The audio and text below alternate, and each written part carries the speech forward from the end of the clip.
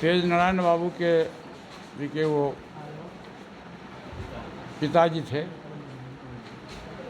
और उनका जन्म 1897 ईस्वी में हुआ था और उनकी मृत्यु शरीर के प्राण उन्होंने त्यागा 1995 में, मतलब 98 वर्ष तक वो इस पृथ्वी पर आरा की जनता और बिहार की जनता की उन्होंने सेवा की। और उनकी कभी भी इच्छा नहीं थी कि हम एमएलए बने, एमपी बने, लेकिन उन्होंने समाज में को जोड़ने का काम किया और अच्छा पुत्र उन्होंने समाज को दिया। आज के ज़माने में मैं समझता हूँ कि लाखों में करोड़ों में कोई एक दो बेटा ऐसा होता है जो माँ बाप को याद करता है, नहीं तो जिंदगी जब जिंदा रहता है माँ बाप तो सब नौकर के मार्फत भेज देता है कि जब खाना खिला देगा, घर से निकाल देता है, भूखे रख देता है। ये कलयुग का ज़माना है, लेकिन इस कलयुग में भी इनके जैसे महान व्यक्ति उन्होंने पैदा किया। और एक देहात में कहावत है कि बढ़े पुत्र पिता के धर्म में और खेती उपजे अपने कर्म। माँ बाप का जो स्वभाव होता है उसके बच्चे पड़ जाता है।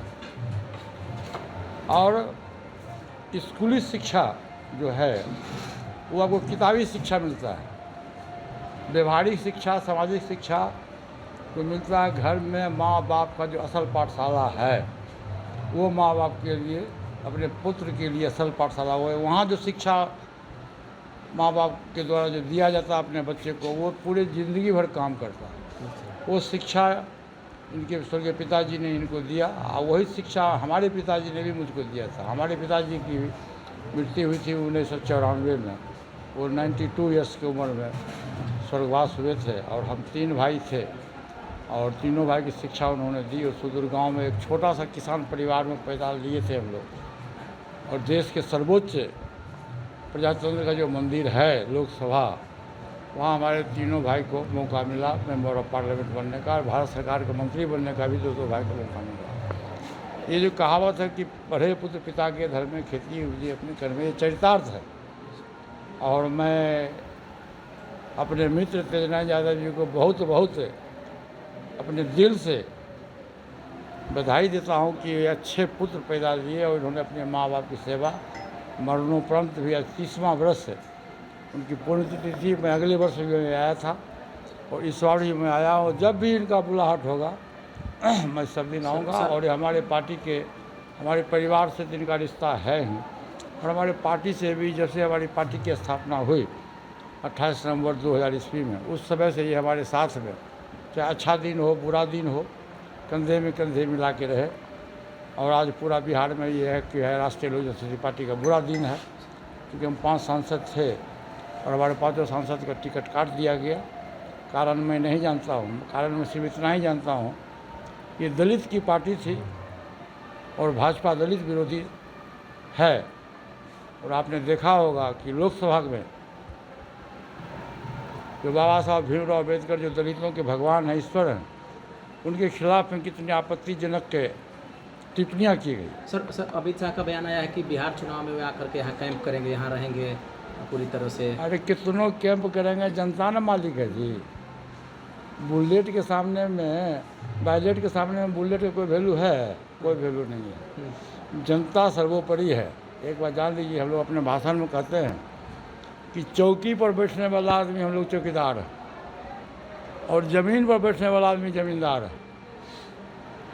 उसके एक वोट से देश में प्रजातांत्रिक व्यवस्था है, मौलिक अधिकार है। राजा हो, रंक हो, प्रधानमंत्री हो, होम मिनिस्टर हो, मुख्यमंत्री हो, और एक गांव में काम करने वाला खेती का मजदूर हो। प्रजातांत्रिक व्यवस्था में सबको मौलिक अधिकार है एक वोट देने का। गृह मंत्री जी को 2 वोट देने का अधिकार है? नहीं। हमको 2 वोट देने का अधिकार है? नहीं। सबको एक। मतलब क्या माना जाए, आने का कोई फर्क नहीं पड़ेगा बिहार में? नहीं, आ रहे हैं अपने पार्टी के प्रचार में आएंगी, मैं क्यों कहूँगा कि फर्क नहीं पड़ेगा। लेकिन जनता बदलाव की ओर है। एक बात आप जान लीजिए कि पर्व होता है, जैसे धार्मिक पर्व होता है, हिंदू के लिए होता है धार्मिक पर्व होता है, छठ है, दुर्गा है, होली है। उसी तरह मुस्लिम धर्म के लिए होता है, रमज़ान है, ये है। सिख के लिए अलग होता है, ईसाई के लिए अलग होता है। धार्मिक जो पर्व होता है वो वर्ष में एक दिन होता है। और ये जो पर्व है 2025 का जो चुनाव है, ये सभी जात और धर्म के लिए 5 वर्ष में एक पर्व है, लोकतंत्र का महापर्व। लोकतंत्र का पर्व है। इसलिए मैं इस मंच से आज कहने आया हूँ आरा की जनता को, खास के बिहार की जनता को, मैं अपने दल की ओर से ये कहने आया हूँ कि निकम्मी सरकार जो भ्रष्टाचारी सरकार है, आप इसको 20 वर्ष से बिहार की गद्दी पर है और आज तक बिहार में एक भी कल कारखाना नहीं लगा। बेरोजगारों का भरमार है, सर भ्रष्टाचार, पहले सुन लीजिए, भ्रष्टाचार है। और आप आज आरा में देखे होइएगा कि आपके जिला के हेडक्वार्टर में घटना घटी है। 25 करोड़ से ज़्यादा ये साबित करता है कि बिहार में लॉ एंड ऑर्डर नहीं है। 25 करोड़ से ज़्यादा लूट ले गए लुटेरे। अब 25 करोड़ ले जाए, 2500 करोड़ ले जाए, बिहार सरकार की कोई से कोई फर्क नहीं पड़ता। नाकामी है प्रशासन। नालंदा में जहाँ पर मुख्यमंत्री जी का गृह जिला है, जहाँ उनका जन्म स्थान है, कर्मभूमि भी है, जन्मभूमि भी है, उनके घर के बगल में उनके ज़िला में एक वृद्ध महिला को पैर में कील ठोका गया।